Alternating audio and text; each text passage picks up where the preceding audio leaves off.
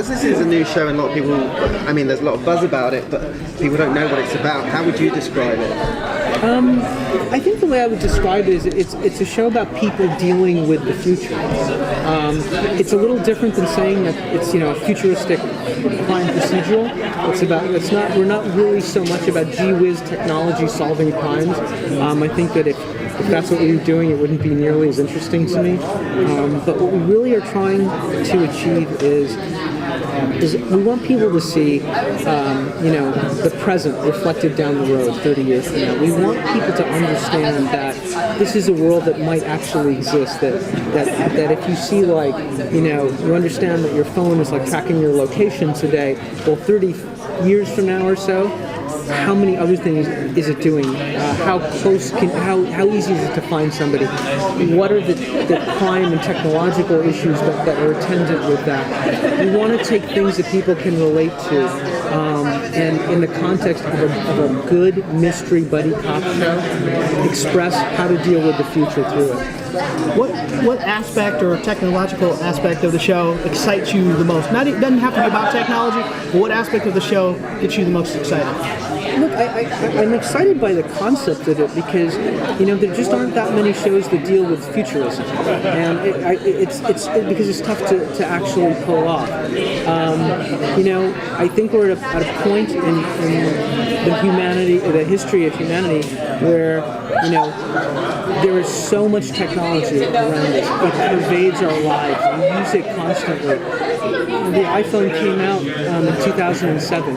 You can barely imagine a phone now that doesn't do the things that it does.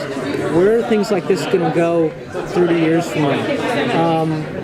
We are on a path that seems like we are heading towards the intersection of biology and technology. If you read Ray Kurzweil or any of these guys who talk about these things, you feel like it's going to happen. It's hard to see how it doesn't. And at the core concept in the show is we have an android who's very human-like and a human who's part synthetic. And it's and the notion of these two people helping each other, maybe they're heading to the same place. And so the notion that in a world where technology gives rise to new crime, creates all sorts of problems, at the same time, it is one of the few things that can fix things. It is one of the few tools that we have as a species that can actually allow us to do good things. And so maybe through that intersection of these two guys expressed by their relationship, in the large arc of the series, maybe that's where we're headed. Maybe there's a little hope for the future. I think that's what interests me about the show. Is it based on a short story or something? What is the...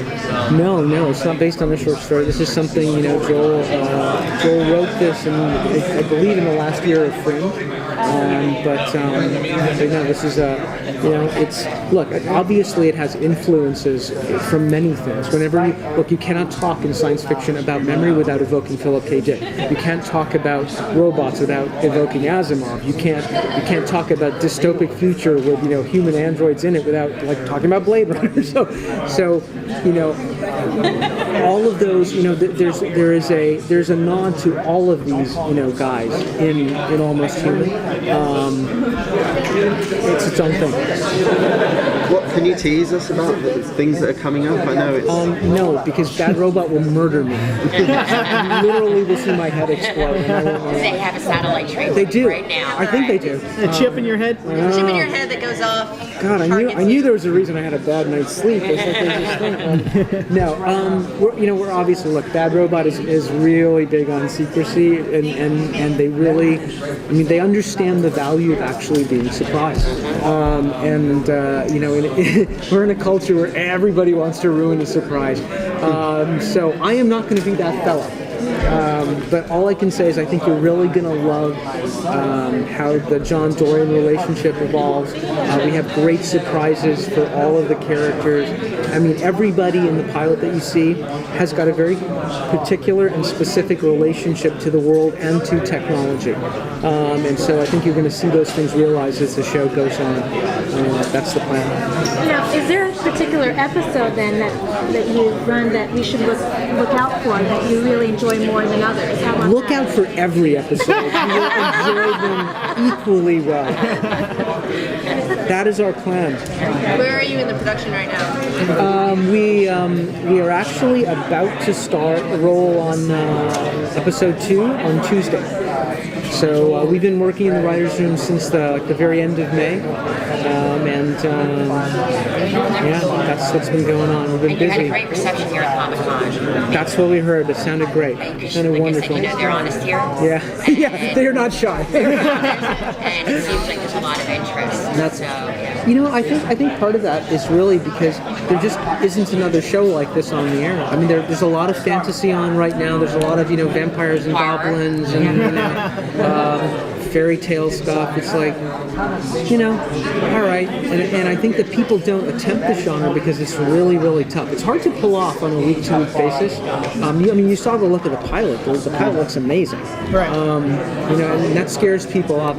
Joel has said many times, like, if he had not been able to take, the crew that he had hand-picked and assembled over 5 years for Fringe, it would have been very hard to do a pilot like this.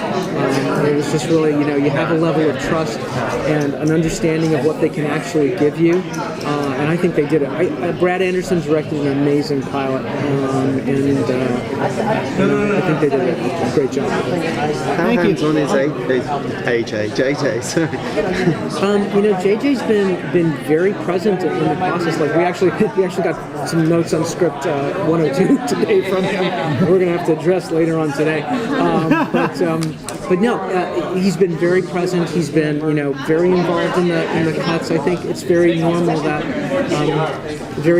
that's the case. When you're launching a show, that's the critical phase because by the time we get on the air, we're probably going to be on episode 9 or 10. Yeah.